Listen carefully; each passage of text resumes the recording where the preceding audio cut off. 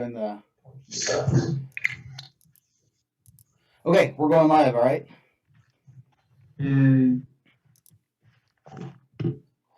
Hello, everyone. Blake Grisham here with Department of Natural Resources Management at Texas Tech. I'm the host for this week of Wildlife Semi-Filtered. Our special guests are the TTU student officers, Micah Rainey, Olivia Gray, Price Clayton, Brandon Segraves, and Abraham Garcia. First of all, before we begin, I would like to demonstrate our new and improved website that Rita Fry built for us this time last year. The website is TTU TWS.org, and it'll take you to our webpage here with our logo, about what we do, our membership, our emphasis on field experience, as well as time and information pertaining to our meetings. If you click up here, you'll have home, about us, member spotlight. We have newsletter archive from the past, and then we have this handy donate button, which is useful for all of our activities, camping, Texas chapter society meeting. Hey, we can my message. and that's Robert, everyone. So keep in mind the donation button. And yes, I know it's all only our second stream, but we already are hitting you up for money because it costs a lot of money to do this kind of stuff. So let's get started with our membership and our student officers. What we have here is we have Micah Rainey, Price Clayton. Olivia is kind of sort of moving. Brandon is this silhouette that you see here behind, or that's kind of black amongst the Wyoming mountains, and then Abraham is not silhouetted against his bed frame. So, Micah, you are our president. Tell us about yourself. I wasn't muted myself, and now I'm unmuted. So a little bit about myself. I'm graduating in May. Don't get to walk the stage, so I get to do a virtual graduation with everybody else, which is going to be really cool. I've been here at Texas Tech for 3 years. Get to graduate in May again. That's really exciting. Hopefully after this, I'll end up in grad school, assuming my potential PI likes me enough to actually follow through once I submit my graduate application. And I'm excited to see where the future takes me. I'm very interested in wildlife research, wildlife biology, that kind of thing. So I don't know, very passionate about this. Dr. Tomachek just joined the stream. Mike. I know, I saw. Consider this a formal interview of sorts. So, Micah, where are you originally from? I'm from Stephenville, Texas. So grew up in the area, kind of running around chasing bobwhite quail, pig, doing all the general farm stuff and that kind of thing as well. Just grew up, got really interested in wildlife through the Texas Brigades programs, actually. So highly recommend. If you haven't heard of that, you should absolutely check that out. So that's what got me started and made me go, hey, wildlife biology can be a job. I can actually do this stuff for a living. So here I am, graduating with my degree, actually trying to make a living out of this crazy world. So I'm excited about that as well. So why not? Why did you pick Texas Tech over Tarleton, your local? Very well, I wanted to grow up for the first thing, and then also Texas Tech offered me more money than any other university, and I appreciated the scholarship program and also appreciated the wildlife program here as well. So very good. And once again, you said you did Texas Brigades.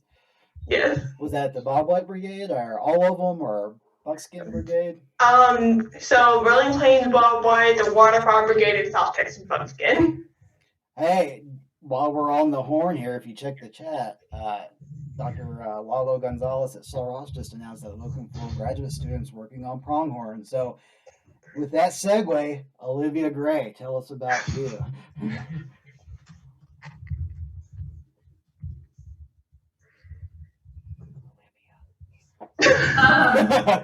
I am the vice president. I'm from San Antonio. Tell us more. What? We're new to streaming, guys. Go easy on us. You're like are very jumbled. Are you hardwired right now, or are you using Wi-Fi? I'm using my laptop. Okay. So your interview for grad school is going swell right now, by the way. It's just amazing. Technical difficulties exist. Olivia, when you get back to us, we'll swing back to you, okay? Let us know when your internet becomes more stable. That said, Price Clayton, Okay. I know you are looking for grad positions, and I highly recommend you. So tell us about yourself, Price. So I'm from San Marcos, Texas. I actually had no knowledge or awareness of wildlife or anything like that until 2.5 years ago or so. I originally came to Texas Tech to pursue engineering. I, like many people, had a horrible time. I actually left school for a semester. I eventually came back and found out that we had a really, really good wildlife program. So I came here. I'm about to graduate in December with concentration in conservation science. I'm really interested in restoration and fire ecology and all that good stuff because it's cool. And yeah, and I'm the treasurer and I handle all the money. Very good. So beyond handling the money, what does that actually mean for you on a day-to-day basis?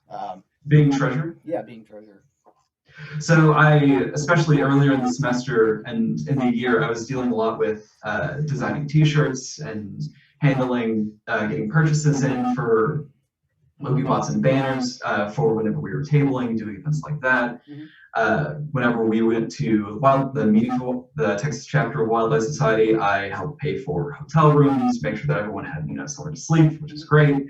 And making sure that speakers that come in get reimbursed if they want to, if we are paying for their gas or for a hotel or anything like that. Very good. And our goal with TTU TWS, ours being Dr. Conway and I, was to wean the students off of SGA money because they're kind of a nightmare to deal with. And on average, for those who viewing, on basically an annual basis to run the Wildlife Society at Texas Tech the way that we do with camping trips and capture opportunities, and more importantly, attending the state SRM meeting and the state Texas chapter of Wildlife Society meeting, it costs about $10,000 to $13,000 a year. So Price handles every bit of those dollars in and out, and that's a lot of money for an undergrad to have their hands on. So that's my way of saying he's extremely reliable, because when you have a box full of bills, there's been people in the past who have kept that box in the back of their car, which is the reason that this is receding and I have high blood pressure. But Price has done a remarkable job at being the treasurer this year, and I think after all said and done, we're in the black again this year with everything. So that's our way of saying thank you for everyone to donating. Most of our money comes from alumni, both new and old, so we appreciate everything. That said, Brandon, silhouetted Brandon in is that Wyoming? It looks kind of dirty. Oh yeah, no, it's the most beautiful thing you've ever seen. Is this your 30 minutes of spring right now? It's just like 30 minutes of spring, 6 degrees and 8 inches of snow on the weekend. So. Oh, very nice. Brandon, so what made you come to Tech all the way from that desolate, horrible-looking place behind you? So I toured the only university we have, University of Wyoming, out here. And, it has a beautiful campus, and there's a bunch of wildlife on it. But when I came to Texas Tech and met the faculty and stuff, it was just a big difference. I felt a lot, even though it was a way bigger campus, he had that more personal connection that they really wanted to get to know you. And that was a big thing. That one with scholarships, I got it to about the same price as in-state here. So I ended up just going ahead and choosing Texas Tech for that. And I have yet to regret my decision. Very good. And in the past, you've worked numerous field jobs, right? You have internship lined up this year in Wyoming as well, correct? I have, yes. So last summer I worked for Wyoming Game and Fish Department in an area called Ocean Lake, Wyoming. Mm-hmm. We went out there. I was a pheasant management habitat technician. Mm-hmm. So I did nothing but habitat work, irrigation, stuff like that. And then this year, I was blessed enough to get another opportunity to work in joint with Water for Wildlife, which is a local water or wildlife foundation here in town, along with Game and Fish. So it's 1 week on, 1 week on with each agency. So Game and Fish. So who's yelling into their microphone? It's a dog in the back. There's a I dog. think in it's the Olivia's. It's not mine. So Brandon, repeat that last time. That last time. So each week I'll be switching off between Water for Wildlife and Game and Fish and getting to work within many departments within Game and Fish and stuff. So Very good. well, we'll see what happens. Could be lots of different things this summer. And what is your actual position within TTU TWS? I'm the outreach coordinator. So what does that entail? Tell us about it. So, outreach coordinator, I absolutely love this position. It involves contacting speakers for our members to hear.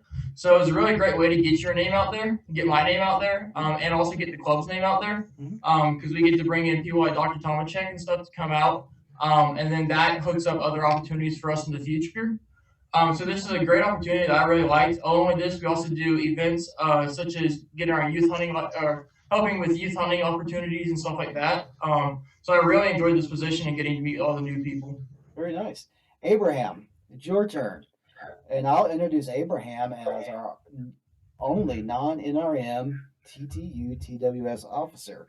And that is great. We're lucky to have you, Abraham. So tell us about yourself and what your plans are for your life. And why did you choose the Wildlife Society? So I'm a senior. I'm graduating this December. I'm a political science major and communication studies major. And I just grew up with wildlife. I didn't even know like NRM was a thing until like last year. And that's why I joined the org. Just because. Well, how did you find us on campus? I saw a flyer. Oh, very nice. Just on the wall, and like went to a meeting. Saw some owls. I loved it. So I just that was stayed the there. meeting with the Wildlife Rehab Center here in town with Gail and the crew. They're always a favorite. That's awesome. The more live animals we have at those meetings, the more more people we get. So Abraham, what's your position within TTU TWS? So I'm the meeting chair. So basically, I just take pictures of our meetings, any events, make the flyers, put them up on our social media, and I also make the newsletters. Very nice. All right, Olivia, are you with us again? Yeah, can you hear me? I barely. You're kind of spotting, but you're the vice president. Okay, Right? I'll talk louder. Go for it. Yes. So I'm the vice president. So my goal is to make Micah's life easier. I also did the whole game dinner. So this year we had a game dinner committee, which was really helpful. We're just raising more money every single year that we've done this game dinner. So it's really awesome for the club, and it's great for alumni to come back and kind of see what we've been up to, what we've been doing. So that's what I do in the fall, and then in the spring, I was doing the kickball game, but that got canceled because because of the whole pandemic. But we had a lot of people interested in that, so that was good. Yeah. So our annual game dinner is in October. It's our biggest fundraiser. And in the past, it's been the job responsibility of the vice president to do that. And Olivia did a great job this year. Tell us about some of the things that you have done in NRM and as a student with TTU TWS while you've been there. And she locked up. Yeah, so I have. Can you hear me? No. Yes. Okay. Okay. So I started off as an environmental engineering major, and I was in that my whole freshman year and decided that was not for me. So that's when I got involved in natural resources management, and then I didn't really get involved with the club until my junior year. But with the club, I've been able to go on a coyote capture with Dr. Tomacek and Dr. Grisham, which Dr. Grisham talked about last week, which was really cool. I've done deer captures, we've done prairie chicken captures, so we've been able to do so much with this club that has really helped me with my resume and just having those experience to kind of figure out what I want to do in grad school or just in the future with jobs. Very nice. Lalo, I am working on the audio settings here. So clicky, clicky, click. I'm sorry. It's for Micah because she can't hear anything anyway. Sorry, I'm deaf. It happened, man. It happens to all of us at the end of our lives anyway, so I just got a little early. Okay, so these are our officers, and they have served TTU TWS to the best of their capacity this academic year, and I applaud you guys for all of your efforts. You guys have been a great crew. You guys officially stepped down at the end of April, correct? Yes. And that segue, Micah, do you want to announce our new officers this year? Yeah, so our officer election wrapped up this Wednesday. I officially sent out the email that night and got it officially out. Have everything on a card here, so I'm just going to read it off. Should I start from the top down or from the bottom up?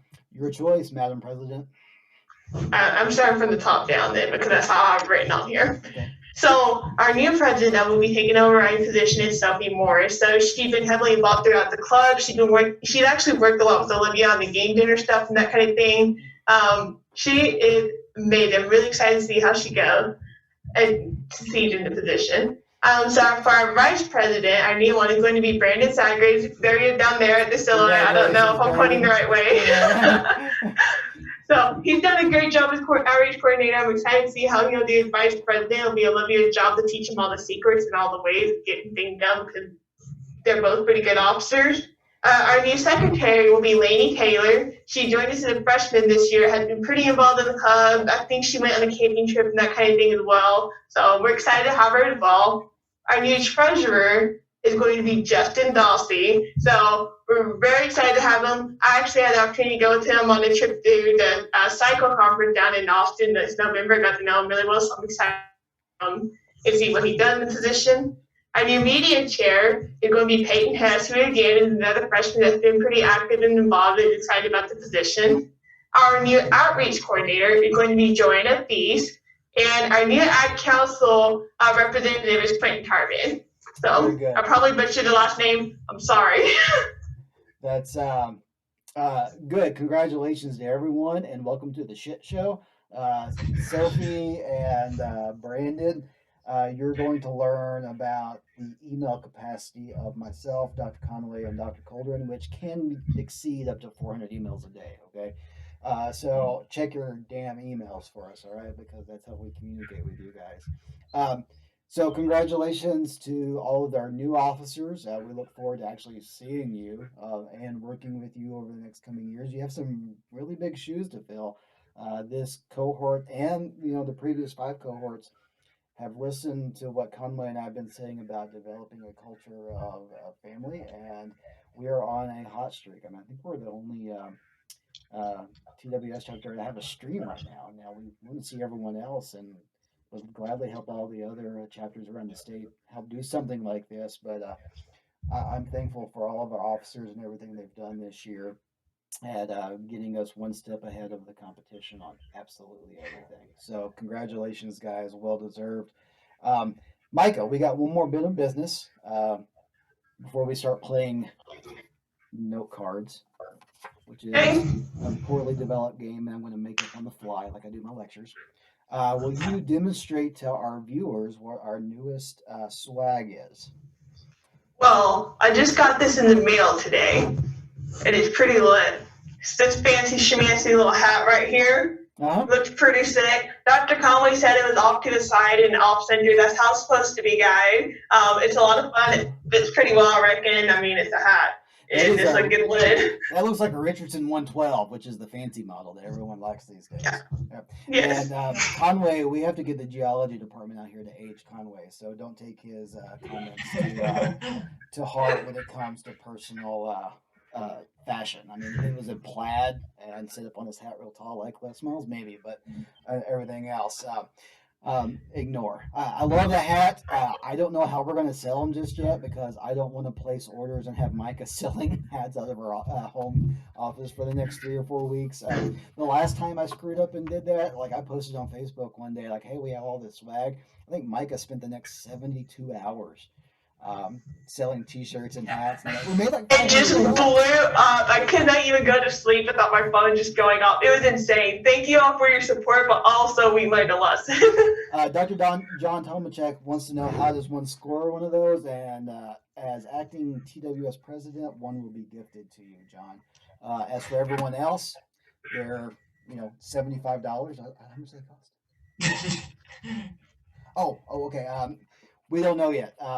20, 25 bucks. We're going to jack up the price gouge a little bit because we want to attend the national meeting if it actually happens in October and compete in Quizball. That's our goal this year, is to actually start attending the national TWS meeting on an annual basis, which if TWS at the state level and all these other things cost us $10,000 to $13,000, we're looking at a $20,000 budget. So we're going to price gouge the shit out of these things, but they're pretty awesome. So John, one's coming your way. Everyone else, pay up, you suckers. Okay. That said, it's time for note cards. Okay. Does everyone have their handy dandy note cards? Yes. And with a note card, you need a writing utensil. Wyoming, this is called a pen. Oh. This is a note card. It's modern technology. All I have is deer hide and ink. Okay. All right, I'll work. It might take you a little while. So. Why do you have ink? Don't worry about it. You don't want to know. Did you milk that squid yourself? I did. All right. So. He's very talented. What we're going to do is I'm going to ask you a question, and then you're going to put your answer on the note card and hold it up for everyone to view.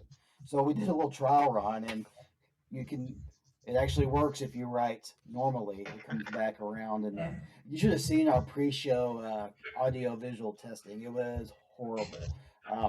But what we're going to do now is we're going to put this to play, all this planning, into a fun game of note cards, okay?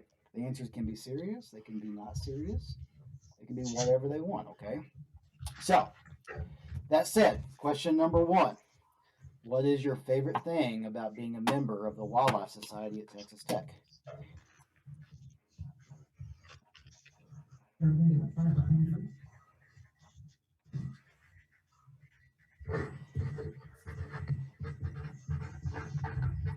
That's students, that's doctor writing. Only the other doctors will get it. Wrangling prairie chickens. Captures, where are you capturing, Olivia? Poor Wi-Fi? What am I? Where? Meeting new people, members. Where am I? What captures are you talking about? All of them. What was your favorite? Probably the coyote. The coyote capture, that was pretty legit. And as a segue, Yeah. Dr. John Tomachek will be a guest here in a bit. Maybe we can get approval to talk about it. Let's say, so Price, you had wrangling prairie chickens. How did you actually wrangle them? We waited until they walked into a funnel trap because they don't know how to figure out how to run out of them. And then put them in a pillowcase, put them in the line, and wrangle them. Very good. Take all your measurements. And if you're Jorge, you squeeze one too tight, forcing me to give it. Exactly. Yeah. That's for sure. Someone last week asked me what was my favorite moment in the field, and I'll tell that story later. The most panic-stricken moment I've ever had in the field is when I had 20 students around me, and another professional, Christopher Reste with Playa Lakes Joint Venture, who happened to be at that public playa, or that public lek that day, viewing chickens. And Jorge has never handled an animal. I handed it to him. I said, hold it like a cheeseburger. You don't want to squeeze it too tight because it'll make a mess, but you want to know you have a control. And apparently Jorge squeezed the ever-loving shit out of his cheeseburgers, and this chicken went into cardiac arrest. And, that's a violation. This is wildlife semi-filter. This is a violation of all kinds of stuff. So I had to give that damn bird CPR. I had to lay on the ground and pump her little heart and blow into her mouth. So birds have this really weird cardiovascular system where it takes 2 breaths to actually circulate through their system. But she lived and she had chicks. So I have successfully resuscitated a chicken. and a mouse, but that's for another time. Okay. So, question 2.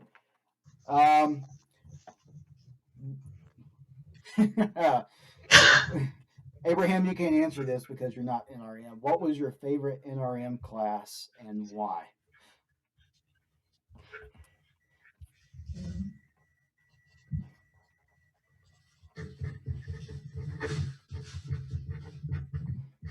Junction 1401. Pop die. Please don't fail me. Oh, yeah.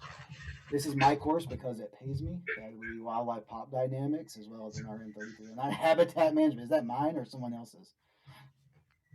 That was yours. I got 2 out of 3. What you got, Junction? Junction what? Scaled Bermuda grass? What does that say, Price? Techniques. Yay! So, as a little bit of information, we're not sure what the status of techniques is this year. We're still filtering through that. We're going to try our best to have it, but it might be delayed. So, for the kids who are signed up and actually watching, hold tight. We're trying our best. Okay. So, what did you like about Pop Die, Micah? Wow, still in the middle of it, trying not to fail it. Doing a good job, I think, because I'm really actually enjoying coding for Mark and that kind of thing. I can't believe I'm actually saying that because I've been dreading this class for quite a while, but I'm actually having a lot of fun getting to learn how to work program Mark, figure out what's going on, learning all the knowledge. I also really enjoyed wildlife techniques. If I'd been in any other class, considering the circumstances I had going on, I probably would have dropped out, but it was amazing. 13 out of 10, highly recommend. Both of those classes, they're good. Very good. So, Brandon, what did you enjoy about 1401 in Junction? I think the best part of it was just seeing how different NRM majors are from everybody else, because there's a lot of non-NRM majors that take that class too. So when you actually go out to Junction and handle animals, I think it's just kind of crazy to see the different type of people that didn't know what half of them were, and they had to ask about what a turtle was. I thought that was kind of cool, just to kind of see the difference in people. And actually getting that hand-on experience as a freshman, that's pretty crazy. Very nice. Olivia, you said habitat. Why is that so special? I don't know. I feel like that class taught me like what we're actually going to be doing in our field more than any other class that I've really taken at Tech. Because you gave us projects where we actually had to, figure out how much of the percentage that we had to burn, how much we had to, put herbicide treatment on. So those were just, while we didn't get to actually do it, we learned those skills of how to put together a management plan for a ranch or whatever. So it was a very helpful class, I thought. Very good. And then Price, why did you enjoy technique so much?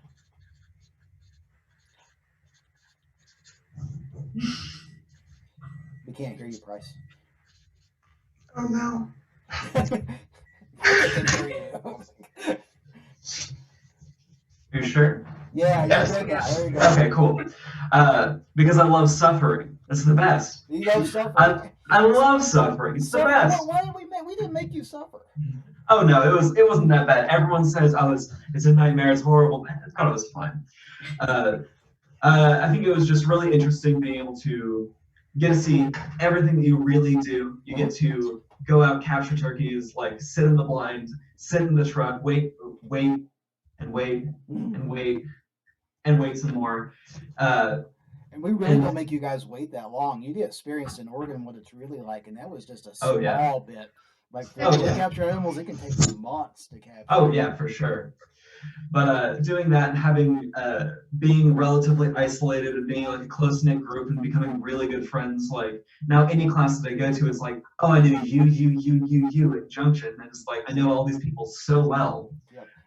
And it's just like the camaraderie that you get from that is just amazing. So all of our employers or our stakeholders who want to hire our students, among all students in the state of Texas, there's a plethora of really good institutions across the state that provide quality educations. But one thing that we really focus on here is soft skills, and knowing everyone in the field or knowing about them is a really important concept that Conway and I have been trying to beat into y'all's thick skulls for years, because in all reality, those university labels don't exist at all. Like John always says, we're just one big family, and that's the whole purpose. That's the whole reason that we teach techniques down in Junction is to put 30 kids in a room and torture them. We do kind of torture you. Because you're not used to getting up at 4 a.m. or working until 10 p.m. Where we do that all the time, but the difference is we're making a ton of money per hour and you guys aren't. And you guys learn to hate Warren and myself, and being a common enemy is something that we enjoy because you become a family. You're like, hey, screw those guys, and you're like, yeah, I hate that guy too. And then all of a sudden you're friends, and then 6 months later you're like, hey, we don't hate them that much, just a smidge. And as Megan's saying on the chat, no sleep, including for Warren and myself. You guys are in your 20s. You guys have all kinds of energies. I'm in my 30s. Life's getting pretty tough these days, and Warren's at least 80. I don't know how old he is now, but if you ever notice in the back of Techniques, he and I switch off and we stay in the back. It's because we sleep in between while the other person is lecturing, like power naps. And I think I have like a whole collection of photos of Conway sleeping in his plaid shirt in Techniques. But enjoying watching you guys slowly dive into delirium over the course of 2 weeks is one of my favorite things, especially when we put an animal in your head and be like, don't hurt it. Here's how you work it up ethically. And this is our formal invitation for anyone who wants to join us, i.e. a professional, not a student. Students have to pay, but professionals want to join us in torturing these students. You're more than welcome to. Dr. Tomachek is, I think we're going to recruit him as a regular. We would like to have everyone. Okay, so note card number 3. What? Let's make this another NRM specific. What was your single favorite moment as an undergraduate in NRM or Abraham at Texas Tech? Oh. All right, with the club, maybe. Yeah, with the club. Let's just do it with the club, okay? So what was your single favorite moment? I'm not talking about, I'm like, what was the single point in time?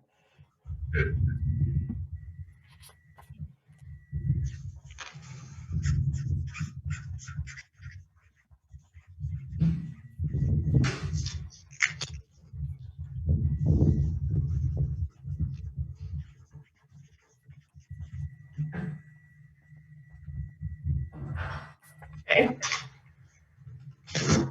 Oh, my chicken scratch. Given permission to drive the UTV like I stole it. TTU TWS Oh, I got 2 of them fight me. Yeah. Abraham, back it up. No gall. Okay. Oh, yeah, that was amazing. On the camping That was trip. fun. Oh, wait. I'm changing mine.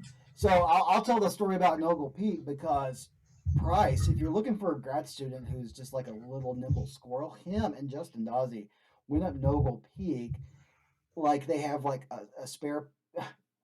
I'll get to that in just a second. That was amazing. They went up Nogle Peak like it was insane. They went straight up.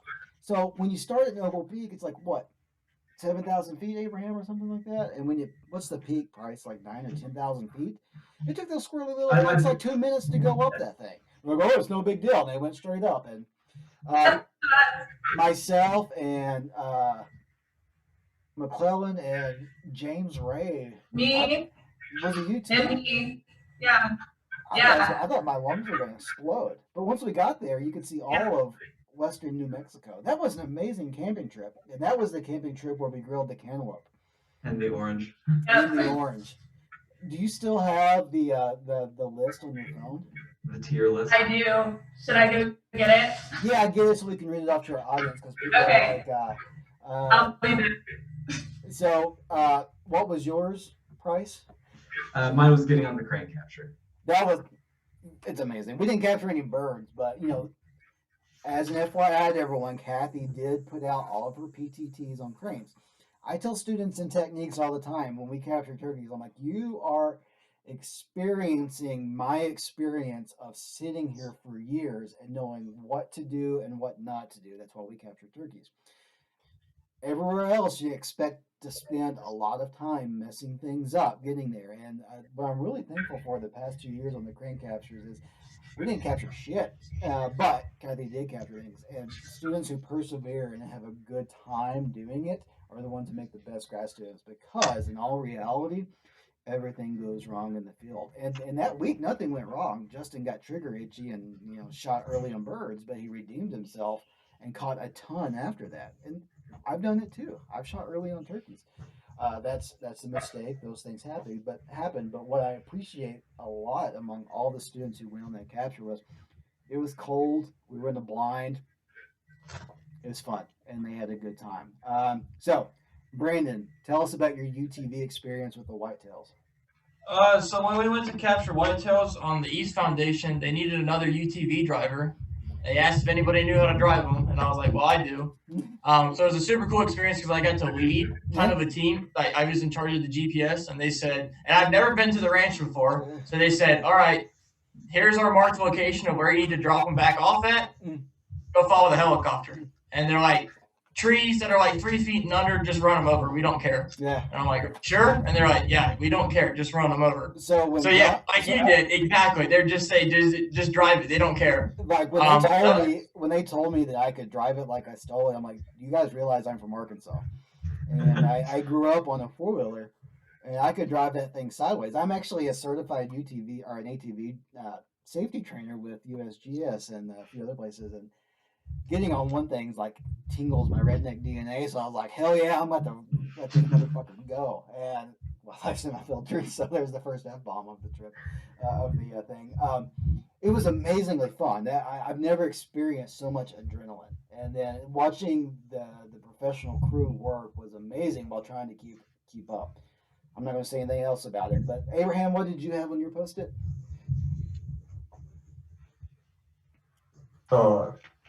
Noble Peak. Oh yeah, okay. We already talked about that. And Micah, what did you say? I decided to hold up 2 of them. So TCT TWS 2020 and the Coyote Capture. Okay, so acting student chapter president. Why should all of our students attend TCTWS next year?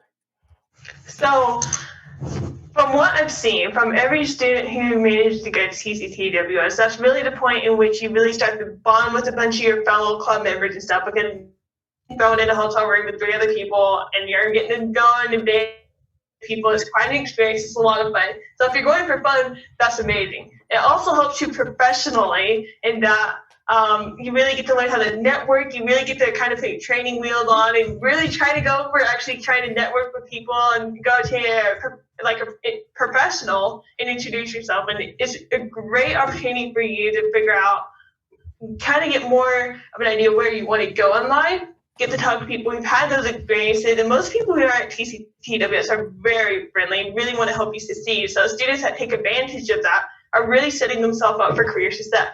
I also gained a lot of other just like friendships and that kind of thing from TCTWS as well. So very good, and I encourage all of our current student members to go as well.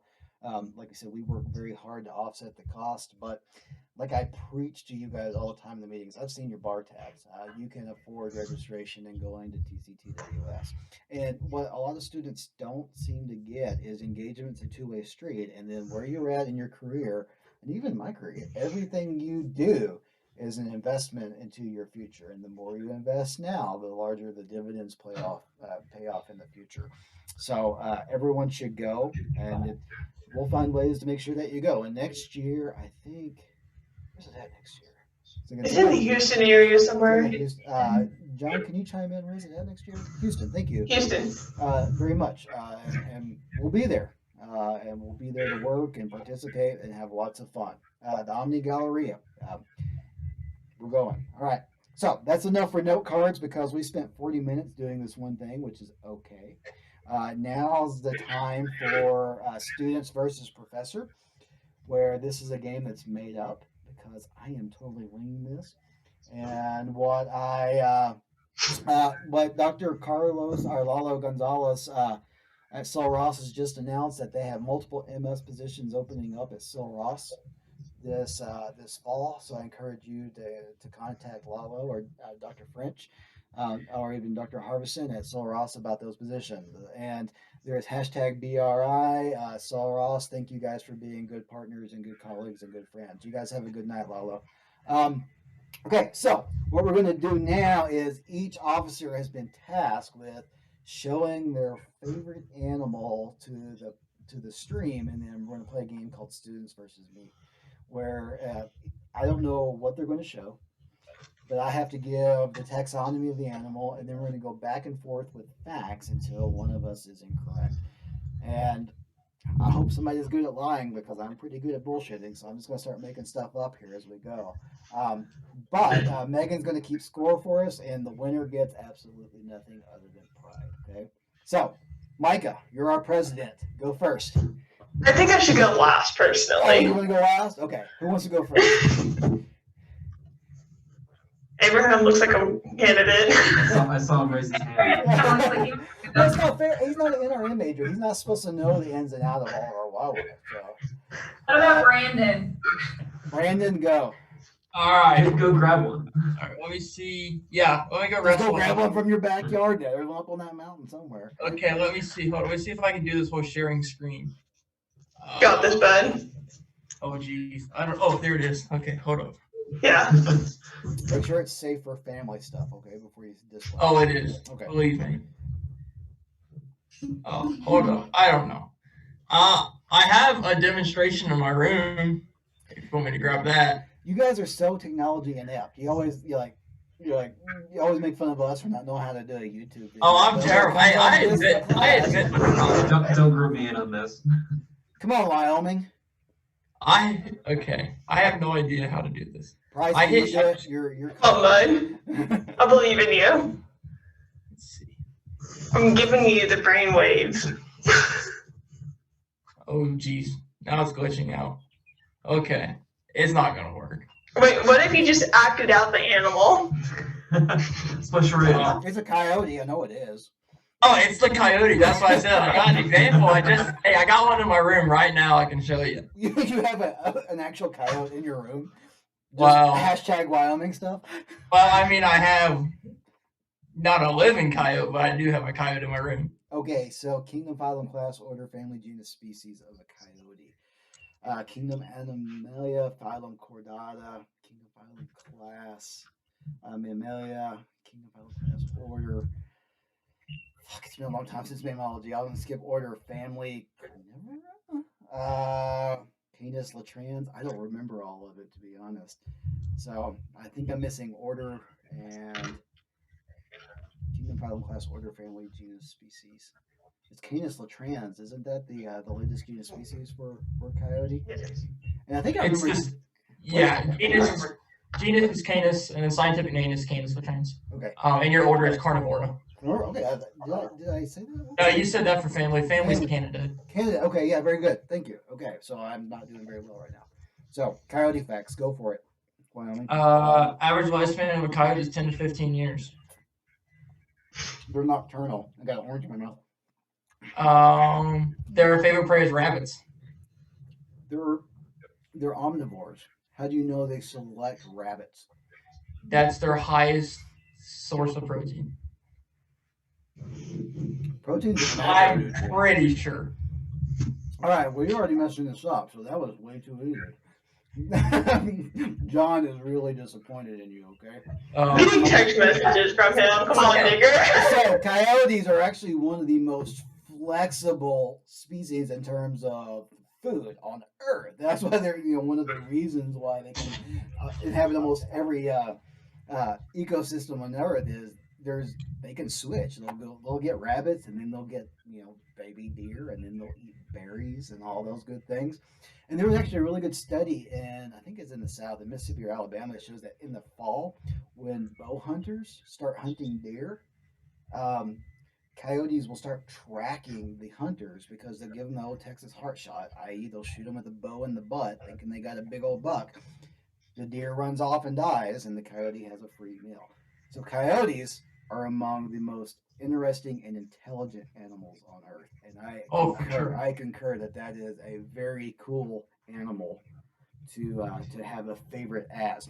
There's another cool study out of Arizona too a few years ago. It's like they're so prolific that to eliminate a subset of them from the population, you would have to eliminate 90% of the population 11 years in a row. The numbers are wishy-washy, but they are evolutionary winners. Coyotes are amazing, and if you hate coyotes, that is a you problem, okay? Not anyone else. You need to appreciate the cooler animals in this life, and coyotes are way up there. Okay, Good job, Brandon. Thank you. It's tough having one of the world's expert localities. I really is. Very nerve-wracking. Okay. All right, Price, you're up, bud. Okay. I believe I've figured out how to share screens. Okay, if not, just tell us. Yeah. Ooh. Oh, Did we do it? the California condor. Yeah. This is my favorite animal because they're sweet. I am totally stomped on the sign. Is it geoellipses or something like that? I was super worried because I was very worried and very glad. So look up the kingdom, phylum, order, family, genus, species for us because I am not familiar with that at all. I need to know a little bit more about our vultures. So tell me things about. Go for it. So their stomach acid is so acidic that they can dissolve bones. They poop on their legs to cool them. If they consume even one carcass that has lead in it, they will die of lead poisoning. It's not treated. Their primary prey before humans were sea mammals that were beached along the Pacific coast. Where they are currently is in Western California and in the Grand Canyon. Their head is naked because they go butt first on their prey, and it prevents infection. They are they have the largest wingspan of North American birds. The last condor was captured in the wild by a badass who sat in an underground tomb baited with dead cattle and blood and reached up and barehanded that bad boy and started the captive breeding program that has resulted in X number of individuals in the wild now. Which is badass. It's totally badass. I'll never be that cool ever. The lowest that the population got to is 22 individuals. Their wings are made for high altitude sorting as demonstrated by this photo where it is very broad wings with the primary spaced out to allow airflow in between the individual 1, 2, 3, 4, 5, 6, 7, 8. It appears to be 8 to 10 primaries. All of the individuals are all marked with wing bands like that. Sometimes they are confused by non-situational people at Grand Canyon for small aircraft. They primarily consume carrion. Ooh, do we allow that? So that I said land mammal or sea mammals? Consensus? I think we allow it. Okay, all right, we allow it. That's fair. Okay. You can do this, Christian. I got nothing. Congratulations, Price. You are able to. Yeah.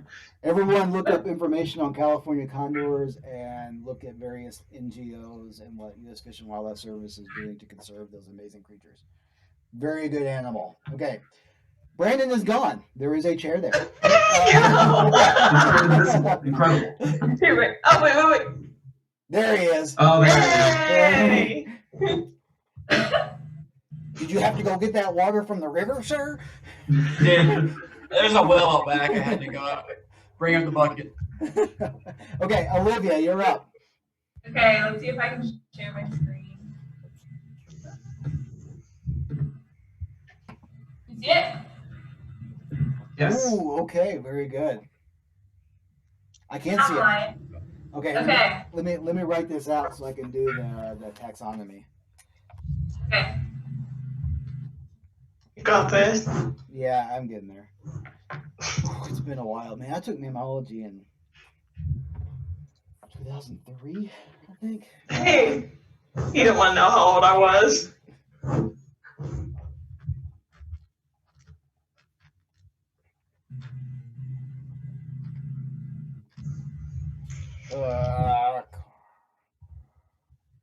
It's Felidae, genus species. It's Puma concolor. Is that right? Okay, so I know you can't read this, but it's Animalia cordata, mammalia, carnivora, felidae, puma, concolor. Is that correct?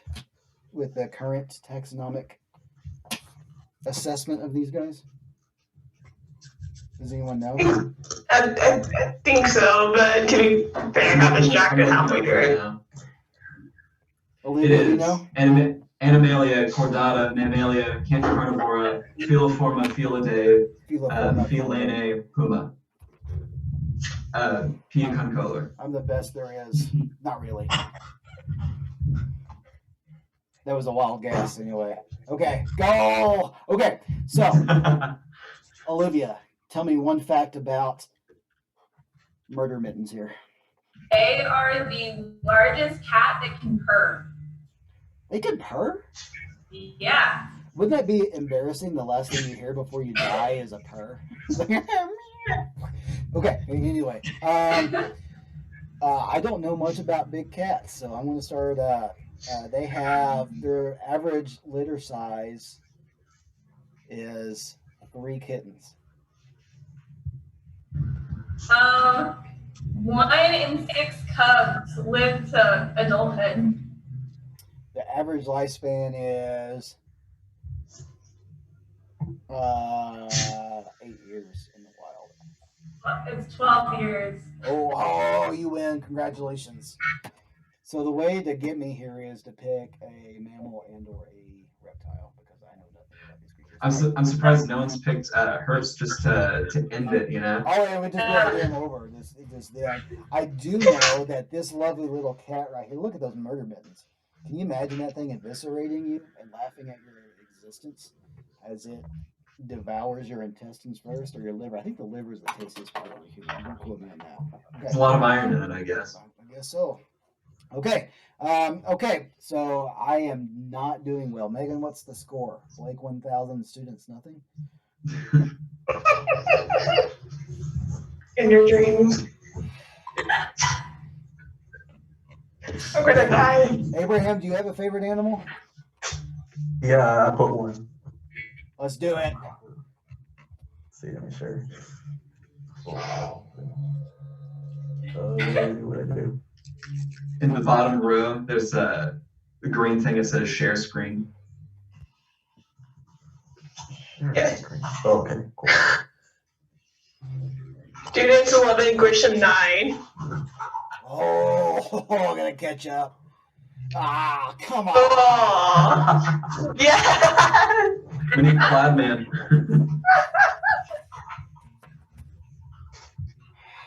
That's a chunky boy.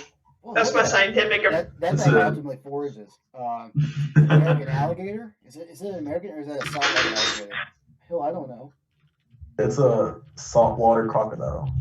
Okay, so that's not a North American species, so it is disqualified from this competition because I'm an expert in North American species. Okay, this part is the tastiest part. That's all I know. Are you pointing at the tail or the leg? The tail. You always eat the tail on the gator. I did spend a little bit of time in Louisiana. So Abraham, tell us some saltwater crocodile facts. Do you have any on hand? Lolong was the largest crocodile in captivity. Do you know how long that individual was? 6.17 meters. That's like 37 Grishams. I don't know what it is in freedom units. What's the... Freedom units. Yeah, don't speak meters to me. Do I look like a scientist? Yeah. I don't know anything about saltwater crocs other than like some in Australia can get 22, 23 feet, right? Sure, I don't know. Anyway, They have the strongest bite in like any animal. does anyone in the chat know some interesting alligator facts? They could bark. As in woof woof, or they have their own growl? When I lived in South Louisiana, we used to have American alligators live right outside our field house, and they would bellow all night, and it was the most eerie thing. They don't chew. Oh yeah, they just do the death roll and they swallow, right? Yep. That's how I'm going to forward from here on out. I'm just going to grab stuff, roll, and swallow it. That's how I'm going to establish dominance next year at the TWS meeting. Chambered heart. They have a 4-chambered heart. Most reptiles have a 4-chambered heart, correct? Sure. They're cold-blooded.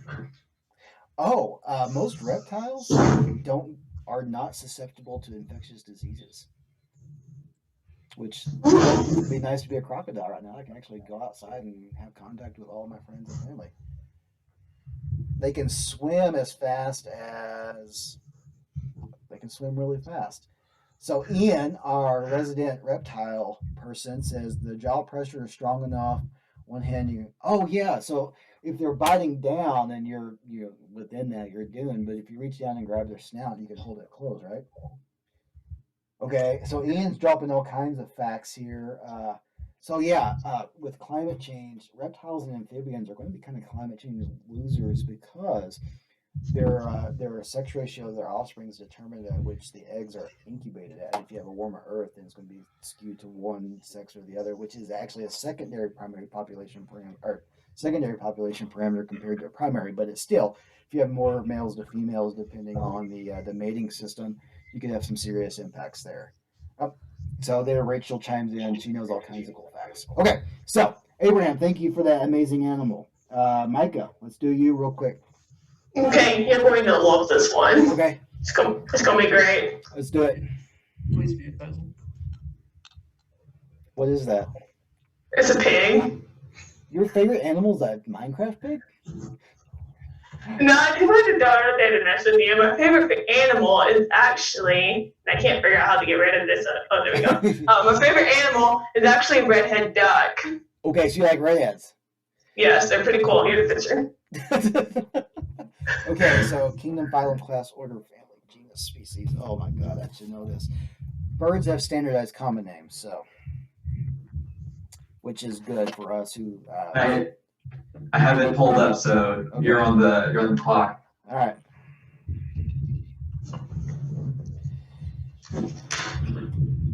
Anatoformes.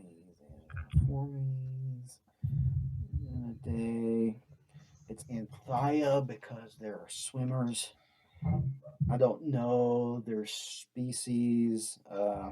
Class Aves, phylum Chordata, kingdom Animalia. So kingdom Animalia, phylum Chordata, class Aves, order Anatoformes, family Anatidae, genus Anthia. I don't know the Anthia americana. Americana. All right. There you go. But it is a redhead. Okay, so redhead facts. Let's go. All right, they had 1 feet, which means they can swim pretty good and they can dive pretty good too. I'm going to add to that their bodies are fusiform, which means that they're bullet shaped to enhance their ability to dive. And this cursor is right on my face. Okay, I'll flush my So they're technically classified as a diving duck. So unlike most the puddle ducks, they're located towards the back of their body so that they're able to dive as well. Yep, that's what fusiform means. The body shaped like a bullet, legs towards the back. Wow. Oh, I did not throw in another fact. That's a wood They're duck. pretty cool. What'd you say? They're pretty cool, and that's a fact. That's all you know? They're nest No, I parasites. know a lot more than that. They're nest parasites. I'm just letting you come in. They're nest parasites. Yes, they are. Okay. What else? So generally, I think the lay clutch is around 10 lay to 7 to 10, something like that. Yes. They have eclipse molts. That's true. You can hunt redhead. I want to get myself into trouble saying this. The limit in Texas is 2 per day per hunter. I think you're right. I'm not 100% sure. They are present in the Central Flyway, which is Texas, and I've known quite a few people who have saw them. The majority of redheads in Texas spend their winters on the Texas coast. When they're flying over down to Texas, they are present in the prairie pothole region. Well, that's where the majority of most ducks in the United States breed. So you're not It wrong. is, but it is a fact. It is a fact. It is a fact. They have a gland, uropygial gland on the back of their butts that helps. That's every bird, though. I'm calling you out. No. It helps them waterproof their feathers because they swim in water. Yeah, that This is is fun, true. by the way. So they'll often other different species of ducks, though they look very remarkably similar to canvasbacks who they conveniently hang out with. When they get down to Texas and after their eclipse molt, they focus on protein to replace most of their feathers that are lost in the eclipse molt. So the body shape of the redhead is very similar to that of a luscious scalp, with just kind of the nice classic duck face and that kind of thing. Are we going to allow that? I said body size earlier, fusiform. Megan, you're ruling in on this one. No. Didn't I? We'll let Megan chime in. She's the boss lady in charge here. I'm trying to say, instead of a canvasback with the nose straight down, the bill straight down, I'm trying to say it curves out. Okay, Like a luscious scalp. You're correct. Okay, because that's one way you distinguish canvasbacks from redheads is the shape of the bill. Okay, so Megan, all right, you're good. Okay, they are most abundant in the eastern flyway compared to the central flyway, Mississippi flyway.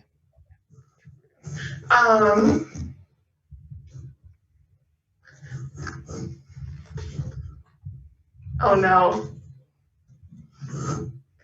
I mean, I did get the Americana on it. I think the closest related one, I could be wrong, but I'm pretty sure the closest related species of duck to redhead is lesser scalp. I don't know. Their chicks are pretty close. They can swim. Who can swim? The ducks. Overwinter survival rate for most waterfowl, including redheads in the United States, is not a good predictor of long-term population persistence. So on the waterfowl census that they take every year, redheads are some of the least populous, but their population numbers have remained steady over the past several years. They're not like declining like northern pintails are. They are known to parasitize gold nest, not just other duck nest. Fun fact, I did not know that. That's pretty cool. Let's see. Redhead not only enjoy eating protein and invertebrates, but they will eat some seeds of different underwater plants and stuff like smartweeds. Okay, I give up. Good job. That was a good one. Congratulations. Very good, students. Princess, glorious. Very good. Okay. The stream is run a little wrong, so I'm going to give the students the win there.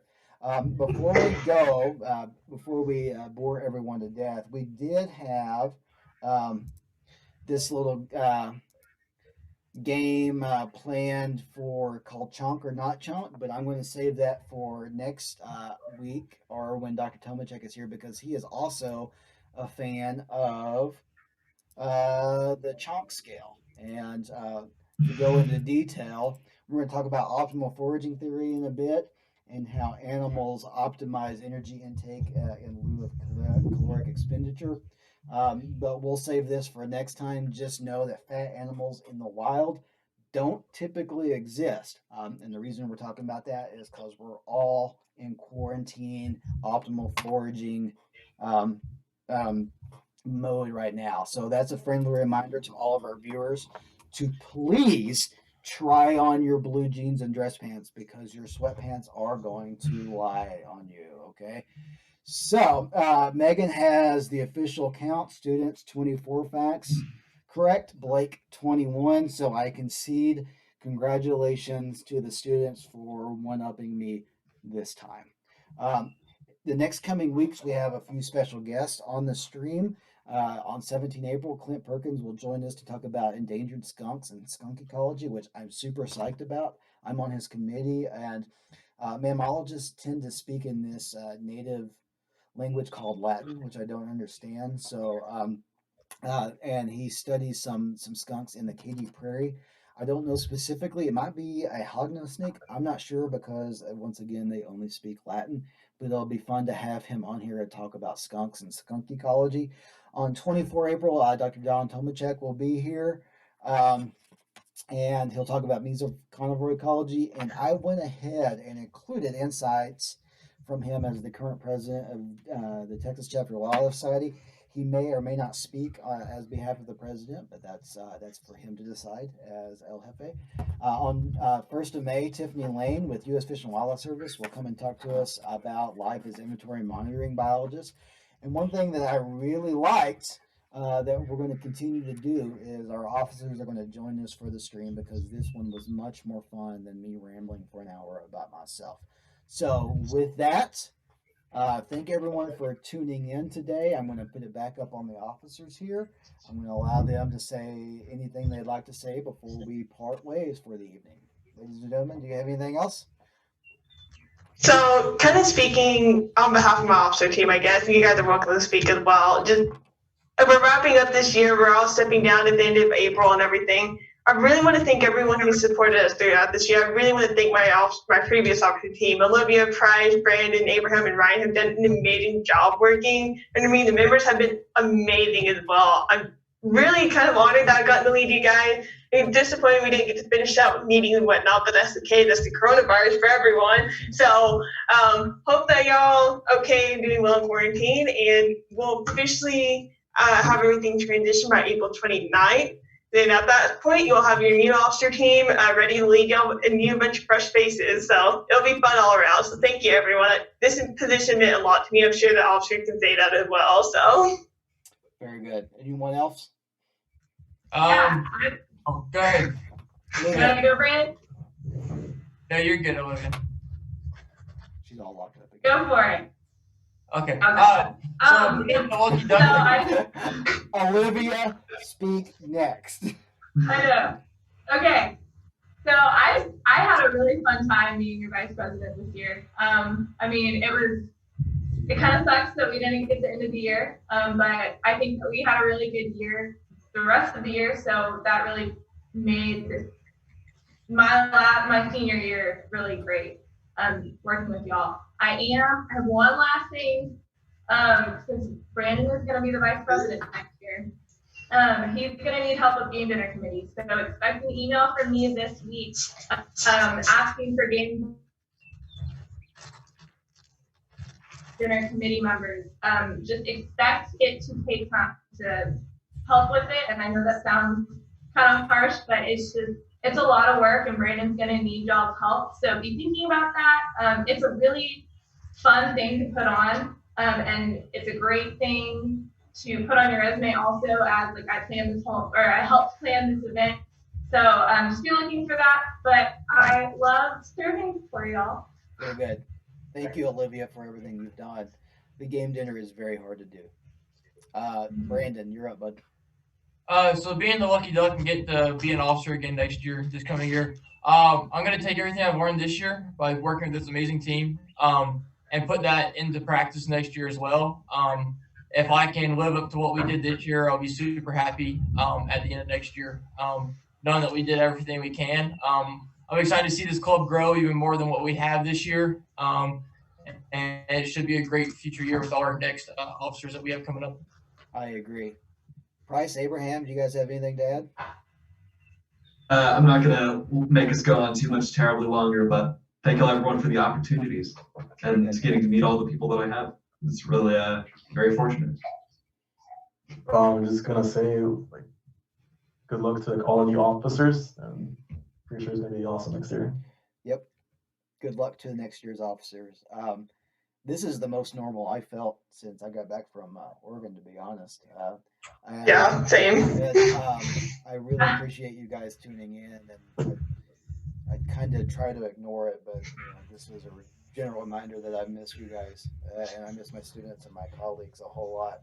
And I don't like ending the semester this way, especially for the seniors. But one thing you guys need to keep in mind is that we're a family, and we do not part ways. No one's ever truly gone. So it sucks right now. It's a weird world, but I'm going to end with, we are all in this together, and we'll see each other soon. That said, we'll invite you guys back next week for another stream. This has been very successful. Thank you guys for tuning in. Not you, Derek, you suck. Everyone else, love you. Be careful, be safe, and you guys have a good weekend.